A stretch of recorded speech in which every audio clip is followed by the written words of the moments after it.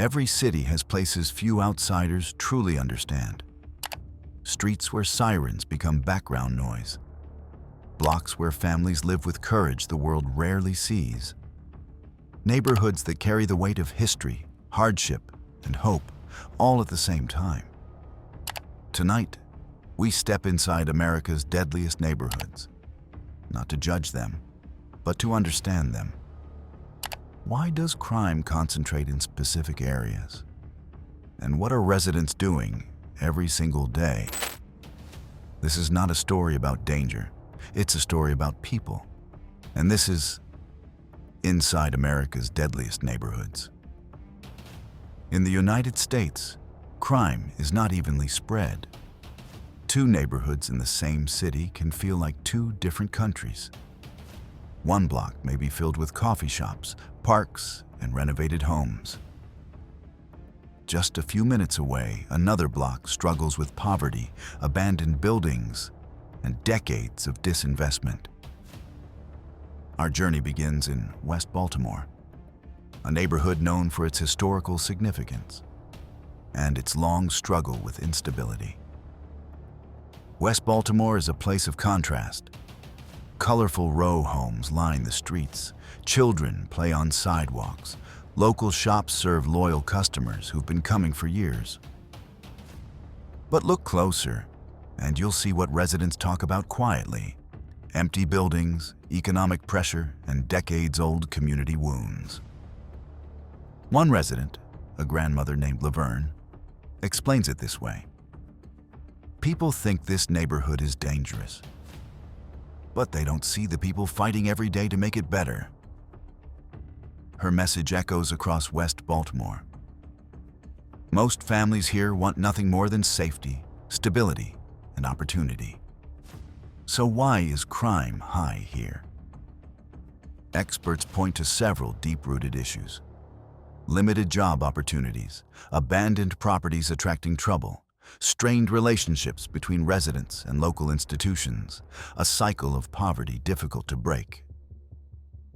Yet despite these challenges, West Baltimore is far from hopeless. Community centers, youth programs, and neighborhood groups work daily to create safe spaces.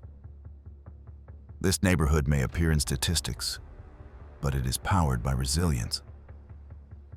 As we travel from city to city, one truth becomes clear.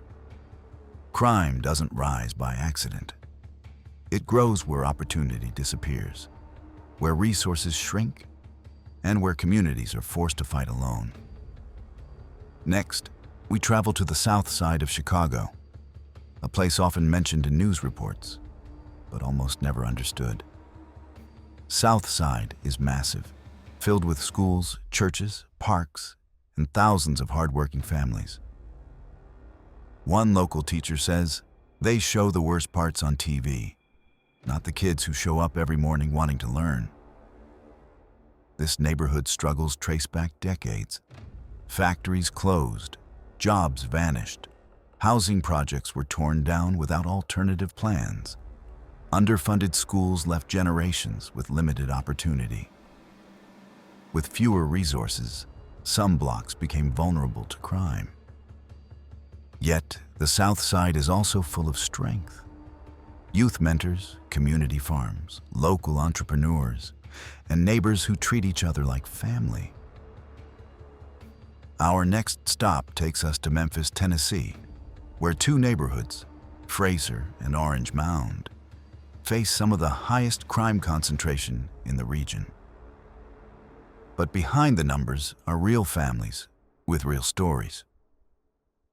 Orange Mound, for example, is one of the oldest African-American neighborhoods in the United States. Residents say things began to shift when local businesses closed and investment declined. In Fraser, the pattern is similar. High unemployment, lack of youth activities, aging infrastructure. All contribute to an environment where crime can take root. But despite these issues, the people here have heart. A local community organizer describes it perfectly. We don't give up. This is home. Today, churches, Youth centers and nonprofits are stepping in, offering training, mentorship, and safe spaces. Progress is slow, but happening. In every neighborhood we've seen so far, one theme rises above all. When investment leaves, crime arrives. Now we head to East Cleveland, one of the most challenged small cities in the country. This area once had large factories, busy streets, and stable housing. But when major industries closed, the fallout devastated local families. One resident says, "We don't want to leave. We want our city fixed." This neighborhood teaches us something vital. Crime often rises when a place is abandoned, not by its people, but by the systems meant to protect and support them. Organizations in East Cleveland are working to rebuild. Our journey continues to Central City in New Orleans, a neighborhood with both historical significance and ongoing challenges. Central City has long struggled with poverty and housing issues. This environment created openings for criminal activity. Yet, if you walk through Central City during the day, you'll find music, food, culture, and a strong sense of community pride. A resident says, "People think we're dangerous, but we're fighters. We love our neighborhood." Across all these neighborhoods, experts identify the same factors: underfunded schools, abandoned properties, lack of youth programs, limited job opportunities, generational poverty, poor transportation, weak community police relationships. Next, we travel to Los Angeles, specifically South Central and Watts. These areas are known for their cultural influence, creativity, and historic significance. But they also face high crime concentration. The reasons trace back decades: overcrowded housing, economic inequality, limited access to resources, historical tensions. But despite stereotypes, residents say the neighborhoods have changed dramatically. Local artists, youth leaders, teachers, community groups all work daily to improve safety. Our final stop brings us to the Central Ward in Newark, New Jersey. Once a thriving industrial hub, the area faced steep decline after factories shut down. With rising unemployment and shrinking public services, many blocks were left vulnerable. But Newark is changing. The city has launched community policing, youth sports programs, after-school tutoring, job training centers. Residents say they're seeing signs of progress, slow but real. One resident describes it this way: "We're not dangerous, we're underserved." A powerful reminder that words shape perception. So, what have we learned from America's deadliest neighborhoods? First, crime doesn't define these places. Circumstances do. Second, the people living here are not the problem. They're the solution.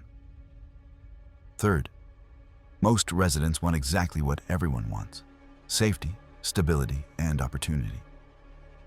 And finally, when communities receive support, resources, and investment, crime declines. Every neighborhood we visited showed signs of hope and people willing to fight for a brighter future. This has been Inside America's Deadliest Neighborhoods. Not a story of fear, but a story of survival, history, and human resilience. Behind every statistic is a family. Behind every headline, a community. Behind every neighborhood, a story waiting to be heard. Thank you for watching. Stay aware, stay informed, and remember, every neighborhood is more than its reputation.